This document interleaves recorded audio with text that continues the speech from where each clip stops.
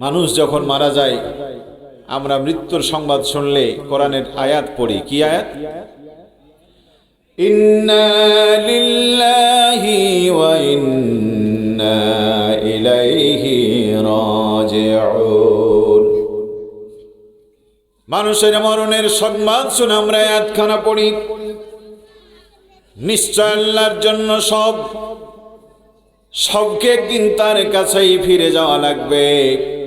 ওই মানুষটাকে গোসল দিয়ে কাফন পরিয়ে যখন আমরা দাফন করি, কোরআনুল কারীমের আরেকটা আয়াত আমরা পড়ি, মিনহা খালাকনাকুম ওয়া ফিহা নুঈদুকুম ওয়া মিনহা নুখরিজুকুম তারাতান উখরা।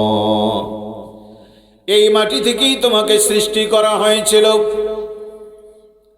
এই মাটির ভিতরেই তোমাকে আজকে দাফন করা হলো। একদিন এই মাটির ভিতর থেকে তোমার মালিক তোমাকে তার দরবারে হাজির করবে। কুল্লু শাইইন ইয়ারজিউ ইলা আসলিহি, প্রত্যেক জিনিস তার নিজের দিকে ফিরে যায়। কি ঠিক না বলে? এসেছিলাম যার কাছ থেকে, চলে যেতে হবে তার কাছ থেকে, তার কাছেই। কেন যেতে হবে, কি হবে সেই দিন? কোরআন বলছে সুম্মা লাতুসআলুন্না ইয়াওমাইদিন আনিন নাঈম। বান্দারে, আমার দেওয়া প্রতিটি নিয়ামতের হক আমি সেদিন তোমাদের কাছ থেকে বুঝে নেব। প্রত্যেকটি নিয়ামতের হিসাব দিতে হবে। ওয়ালা তাজিরু ওয়াজরাতুন বিজরা উখরা, কারো বোঝা আমি কারো ঘাড়ে দেব না, কারো হিসাব কারো থেকে নেব না। যার যার হিসাব তার কাছ থেকে নেব। মায়ের হিসাব বাবা দিবে না, বাবার হিসাবে সন্তান দেবে না, নেতার হিসাব কর্মীরা দেবে না, কর্মীর হিসাব নেতাকে দেওয়া লাগবে না। যার যার হিসাব তাকেই সেই হিসাব দিতে হবে। বলেন ঠিক কিনা? কত নিয়ামত দিয়েছেন তিনি আমাদের। কোরআন বলছে ওয়া ইন তাউদ্দু নি'মাতাল্লাহি লা তুহসুহা। বান্দারে, এত তোমাদেরকে নিয়ামত দিয়েছি, জীবনে গুনে গুনে গুনে কোনোদিন শেষ করা যাবে না। আল্লাহু আকবার। কিয়ামতের দিন এক লোকের বিচার হবে।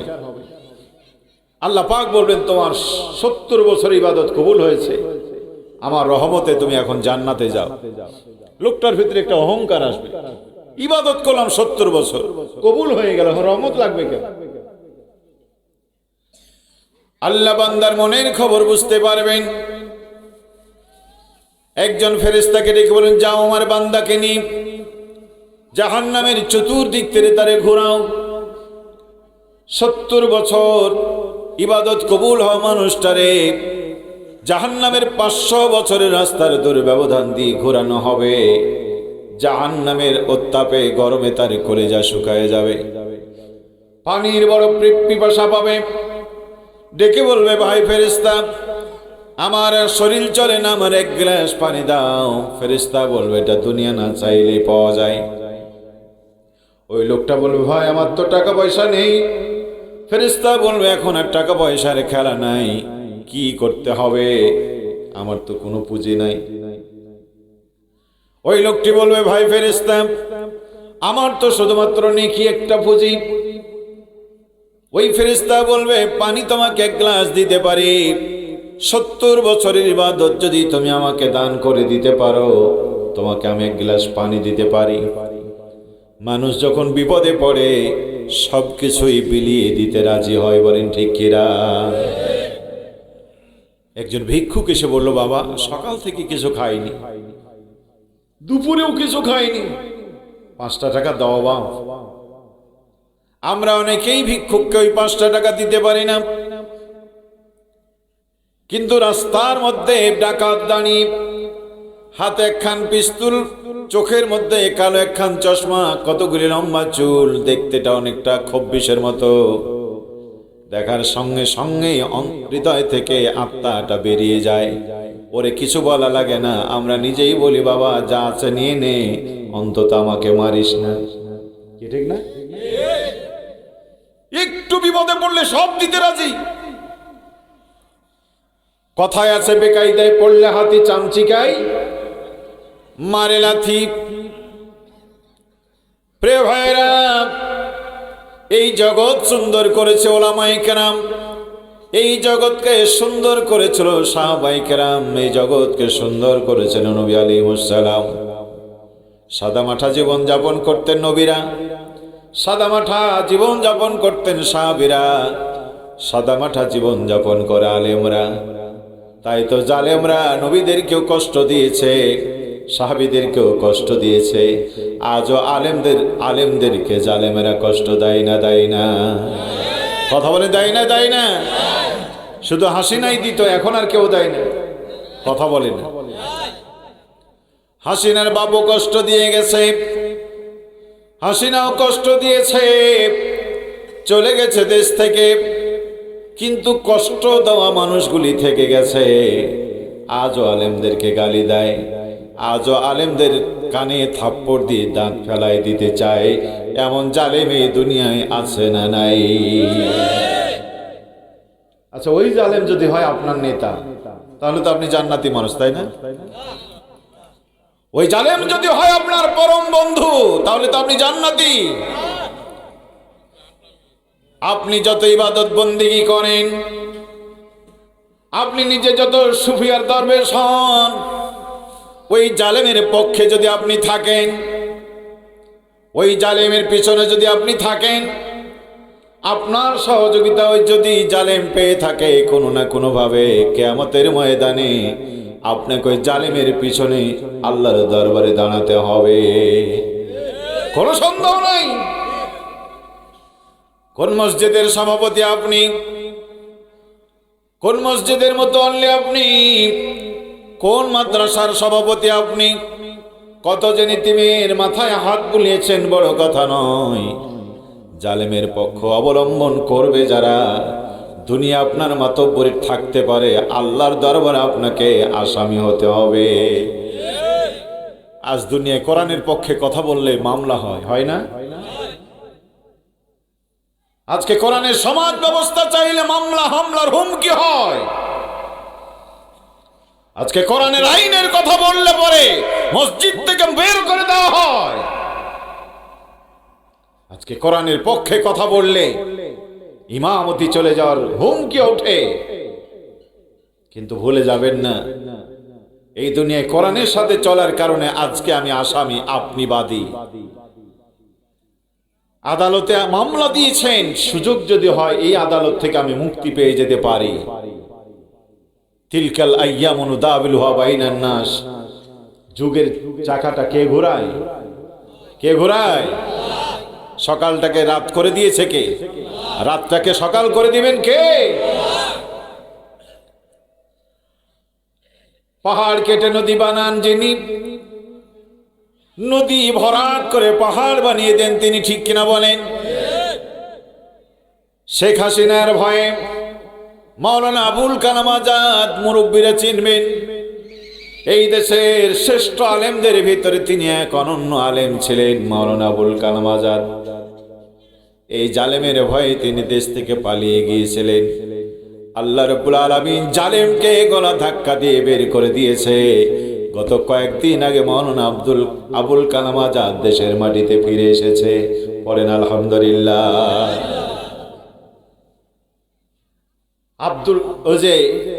এটি মাজারুল ইসলামের জন্য ফাঁসি রশি তৈরি করেছিল যারা, সকাল সন্ধ্যায় ফাঁসি রশিতে তেল লাগাচ্ছিল যারা, এটি মাজারুল ইসলাম আজ মুক্ত আকাশে ঘুরে ফাঁসি রশিটা রয়ে গেছে বন্ধু।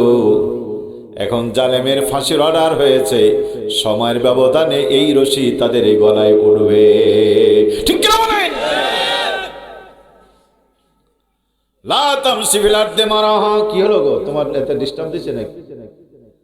লা তামশি ফিল আরদি মারাহা। আল্লাহর কোরআন বলছে অহংকার করো না, বাড়াবাড়ি করো না, মাতব্বরি করো না। আজকের বাহাদুরি কালকে খতম হয়ে যাবে। যে জমিনের উপরে আজকে বাড়াবাড়ি করছো, আগামী দিন এই জমিন তোমাকে গিলে খাবে, খাবে গিলে। আধুনিক বিজ্ঞান গবেষণা করে বলছে, মানুষকে যখন দাফন করা হয় 6 দিনের মাথায় হাত পায়ে নখগুলি খুলে খুলে পড়ে যায়। 9 দিন যেতে না যেতে মাথা থেকে শুরু করে দেহের সব পশমগুলি পড়ে যায়। 17 দিন যেতে না যেতে পেটটা ফেটে পোকামাকড়ের খাবার হয়। 60 দিন যেতে না যেতে শরীরের সব গোস্তগুলি খুলে গলে পচে যায়, কঙ্কাল একটা পড়ে থাকে। 90 দিন যেতে না যেতে হাড়ের জোড়গুলি খুলে যায়। আজকে তো আপনার গায়ে অনেক শক্তি দিলেন, ও বন্ধু, মাত্র 90 দিন পরে আপনার এই দেমাগ শেষ হয়ে যাবে। 6 দিন পরে নখ খসে যাবে, 9 দিন পরে চুল। কবর গায়ের সামানা নিতে কইরো না কেউ ভুল, কবর জায়গা ভালো নয়। আমল দিয়ে কবর গৃহ সাজিয়ে নিতে হয়। জোরে জোরে বলুন, ঠিক কিনা? 17 দিন পরে পেট ফেটে পোকার খাদ্য হবে। 60 দিন পরে গোস্ত রবে না, কঙ্কাল পড়ে রবে। 90 দিন পরে হাড়গুলো সব আলাদা হয়ে রয়, কবর জায়গা ভালো নয়। আমল দিয়ে কবর গৃহ সাজিয়ে নিতে হয়। জোরে জোরে বলুন, ঠিক কিনা? সম্মানিত ভাইয়েরা আমার, এই দুনিয়ায় কোরআনের পক্ষে চলতে গিয়ে আপনি বাদী, আমি আসামি। মনে রাখবেন, এই দুনিয়ায় কোরআন ছেড়ে চলে যান, কিয়ামতের দিন আল্লাহ নবী বাদী হবেন, আর ওই শয়তান বদমাশগুলি হবে তার আসামি। আদালত হবে আল্লাহর। নবী যে মামলার বাদী হয়ে তোমার বিরুদ্ধে মামলা দিবে বন্ধু, ওই মামলা থেকে কোনোদিন তোমার নাজাত হবে না। ঠিক কি বলেন? হুঁশিয়ার, সাবধান। ক্ষমতার দাপটে পাগল হয়ে যেও না। ক্ষমতা থাকবে, তুমি থাকবে না। কি ঠিক না বলে? বাংলাদেশ আওয়ামী লীগ আছে, আজ নিষিদ্ধ হয়েছে দল, কালকে স্বীকৃতি পাবে, কিন্তু শেখ মুজিবুর আর ফিরে আসবে না। বাংলাদেশ আওয়ামী লীগ থাকবে, বাংলাদেশ থাকবে, হয়তো মুজিব কন্যা বাংলায় কোনোদিন ফিরে আসবে না। জাতীয়তাবাদী দল বিএনপি আছে, জেনারেল জিয়াউর রহমান নাই। দল আছে, বেগম খালেদা জিয়া নাই। জাতীয় পার্টি আছে, হুসাইন মাহমুদ এরশাদ নাই। ঠিক কিনা বলেন? ও বন্ধু, চরমোনাই দল আছে, মাওলানা ইসহাক রহমাতুল্লাহ নাই। আজকে জামাত ইসলামী আছে, তৈরি করেছে, কাঠামো তৈরি করেছিলেন মওদুদি, দুনিয়ায় বেঁচে নাই। ইসলাম আছে, বিশ্বনবী নাই। ও বন্ধু, দল থাকবে, তুমি থাকবে না। এই জন্য তুমি দলের জন্য যা করছো একটু ভেবে দেখে করো। এই দল থেকে যাবে, তুমি থাকবে না, কিন্তু তোমার অপকর্মগুলি দুনিয়ায় বেঁচে থাকবে। বলেন ঠিক কিনা? এরশাদ শিকদার মরে গেছে, তার অপকর্মের কথা আছে না? গেছে। বাংলা ভাই ধ্বংস হয়ে গেছে, অপকর্মের কথাগুলি বেশি আছে। তুমিও ধ্বংস হয়ে যাবে, অপকর্ম বেঁচে থাকবে। কিয়ামতের ময়দানে জীবন্ত সাক্ষ্য বানায় তোমাকে আল্লাহ জাহান্নামে পাঠিয়ে দিবে। বলে ঠিক কিনা? এই জন্য বন্ধু, দল করতে গিয়ে অন্ধ হয়ে যেও না। এই পৃথিবীতে তুমি হাজার দল চোখে দেখো, আল্লাহর কোরআন বলছে দুনিয়ায় মাত্র 2টা দল, একটা আল্লাহর দল, একটা শয়তানের দল, একটা জান্নাতের, একটা জাহান্নামের, একটা নবীদের দল, একটা কাফেরদের দল। জোরে জোরে বলুন ঠিক কিনা? কোন দলে আছেন আপনি? মরণের সময় বলা হয় বিসমিল্লাহি ওয়া আলা মিল্লাতি রাসূলিল্লাহ, আল্লাহর নামে নবীর দলে ভর্তি করেন। আসলে কি আছেন? আপনার আঙ্গুলের ছাপ ইসলামের জন্য কয়বার ব্যবহার হয়েছে? কতবার ইসলামের পক্ষে আপনি রায় দিয়েছেন? ও বন্ধু, কতবার আপনি ইসলামের বিপক্ষে রায় দিয়েছেন? কপালটা তো প্রতিদিন ঠেকান, ফজরেও ঠেকান, জোহরেও ঠেকান, মাগরিবেও ঠেকান। মানুষ যখন ঘুমিয়ে থাকে তাহাজ্জুদের নামাজে গিয়েও ঠেকান। দিনে রাতে কতবার কপালটা আল্লাহর জমিনে ঠেকান। ওই জমিনে আল্লাহর আইন কায়েমের জন্য আপনার একটা শিলের দরকার ছিল, কয়বার দিয়েছেন? কয়বার কয়বার? কষ্ট হয়, কষ্ট হয় কি ভাই, খারাপ লাগে? বন্ধুরে আমার, কালকে আপনার বাংলা পরীক্ষা। ছাত্র ভালো বলে আপনি ইংরেজি খুব পড়ে যাচ্ছেন। আজকে কি আপনার ইংরেজি পড়া খুব দরকার? কালকে আপনার পরীক্ষা কি?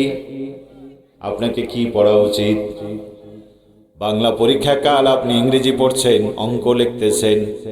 দুনিয়ার কেউ আপনাকে পণ্ডিত বলবে না, মেধাবী ছাত্র বলবে না। সবাই ভাববে ছেলেটা কত পাগল, কালকে তার বাংলা পরীক্ষা, আজকে সে গণিত নিমিতে গেছে। ও বন্ধু, জীবনের পরে মরণ, মরণের পরে কবর, কবরের পরে হাসর। তুমি এক ক্ষমতাসীনের হাত থেকে মহান ক্ষমতাসীনের হাতে চলে যাচ্ছ, ঠিক কি বলেন? তোমার নেতার কথায় 10,000, 20,000, 1 কোটি, 2 কোটি, 18 কোটি মানুষ চলে।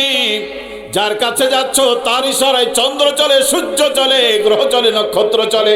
তার আন্ডারে আছে কোটি কোটি অগণিত ফেরেশতা। তার অর্ডারে তোমার নাকের ভিতরে যায় অক্সিজেন। সেই যদি অক্সিজেন নিষেধ করে যায়, 5টা সেকেন্ড যদি তোমার নাকে অক্সিজেন না যায়, তুমি লাশ হয়ে যাবে। স্বজনরাই তোমাকে মাটি খনন করে দাফন করে দেবে। ওই নেতাও আসবে তোমাকে দাফন করতে। যেই ছেলে আপনার জন্য জীবন দিতে, আপনার জন্য এত কান্নাকাটি, সেই ছেলে আসবে আপনারে দাফন করতে। যেই স্ত্রী আপনি না গেলে ঘুমাই নাই, আপনি না গেলে খাই নাই। আমি কদিন আগে একজনকে জিজ্ঞেস করলাম, ভাত খাওয়া দাওয়া কি হয়েছে? বলছেন না। কেন? বলছে আপনার ভাই আসেনি। আমরা ভালোই তো মোহাম্মদ। বলছে হ্যাঁ, আমিও তারে ছাড়া খাই না, সেও আমাকে ছাড়া খায় না। কখনো কখনো বাসায় আসে, আমার গোসল হয় না, সে অপেক্ষা করার বলে গোসলটা করে না, নামাজটা পড়ে না, একসাথে খাবো। হায় রে মহব্বত, স্বামী স্ত্রী মহব্বত, এটা জান্নাতের সুখ। পড়েন আলহামদুলিল্লাহ। কিন্তু যেদিন আপনি মারা যাবেন, ওই স্ত্রী আপনার জন্য অপেক্ষা করবে না। আজকে রাতে মরলে কালকে দিন অপেক্ষা করবে না, দিনে মরলে রাতের অপেক্ষা করবে না। সবাই ডেকে আপনার জানাজার ব্যবস্থা করতে বলবে, দাফনের ব্যবস্থা করে দেবে। বন্ধু, বেঁচে আছেন সবাই বন্ধু, মরে গেলে কেউ আপনার পর আপন নয়। 17 বছর মায়ের কাছ থেকে দূরে ছিলেন তারেক রহমান। হাজার জটিলতার বেড়া ছিন্ন করে দেশে আসলেন।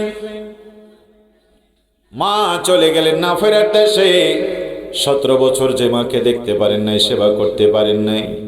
মা চলে গেছে বলে 17 দিন রাখার সুযোগ আর হলো না। 17 বছর পরে পাওয়া মাকে অন্তত 17 দিন তো রাখা দরকার ছিল। কি বলেন, ঠিক কিনা? কিন্তু নিয়তির খেলা এটা নয়। মা, তোমাকে 17 বছর হারিয়েছিলাম, কিন্তু তুমি চলে গেছো না ফেরার দেশে। 17 ঘন্টা তোমাকে রাখা যায় না মা। তাই তো চোখের পানি দিয়ে লক্ষ লক্ষ জনতাকে ডেকে মাকে বিদায় দিতে হয়েছে। এটাই নিয়ম বন্ধু। এমন প্রভাবশালী নেতার মাকে যদি 17 বছর পরে পাওয়ার পরে যদি সাদা কাফনে জড়ায়, ও মায়েরা বোনেরা, জগন্নাথপুরের মায়েরা, এত বড় নেতার মা যদি 10 দিন ওপরে রাখতে না পারে, সাদা কাফন পরায় যদি মাটির কবরে দিতে হয়, আপনি যেদিন মারা যাবেন কয়েক ঘন্টা মাত্র আপনি উপরে থাকবেন, দিয়ে দিতে হবে। আমার এক চাচা উমরা হজে গিয়েছিল এই মাত্র কদিন আগে। ছেলে থাকে সৌদি আরবে, জামাই থাকে সৌদি আরবে, বউ মেয়ে নিজে উমরা গিয়েছে। উমরা করেছে আগের দিন, পরের দিন তায়েফে রসুলের রক্তাক্ত সেই জমিন দেখতে গিয়ে পায়ে ফসকা নিয়েছে। সেই ফসকা গলে চামড়া ইনফেকশন, হাসপাতালে ভর্তি, অপারেশন করেছে। পরের দিন সম্ভবত স্ট্রোক করেছে, আইসিইউতে নিয়েছে। আগের দিন আইসিইউতে নিল, পরের দিন ডাক্তার ঘোষণা করলো তিনি আর দুনিয়ায় নাই, চলে গিয়েছেন না ফেরার দেশে। সংবাদ আসলো, শুনলাম, চোখের পানি ফেললাম। সিদ্ধান্ত হলো লাশ কি দেশে আসবে না থেকে যাবে। তারাও বলল, আমরাও বললাম, ভাই আপনি যেহেতু ওখানে আছেন, ছেলে আছেন, মেয়ে আছে, বউ আছে, জামাই আছে, একান্ত আপনজন যারা সাথে আছে, স্ত্রী তো আগেই মারা গিয়েছে, অতএব নবীর দেশ থেকে লাশ আনার দরকার নেই, দাফন করে দেন তারে। কোথায় জন্মিলেও, কোথায় বড় হলো, কোথায় তার লাশ দাফন হয়ে গেল। ঠিক কিনা বলেন? এটাই দুনিয়া বন্ধু, এটাই দুনিয়া। এই জন্য কোরআনের বিপক্ষে যাবেন না।